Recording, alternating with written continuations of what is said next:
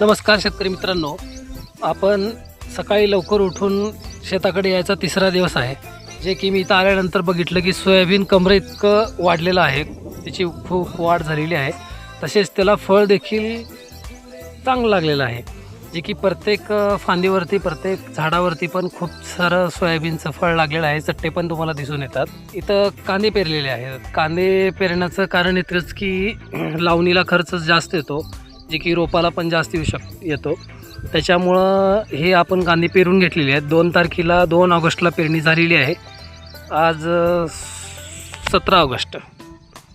जे की बघू शकता थोडं थोडं वापून आलेलं आहे. त्यानंतर गाय खूपच ओरडत होती, त्याच्यामुळं आपण वासराला सोडण्यासाठी आलेलं आहे.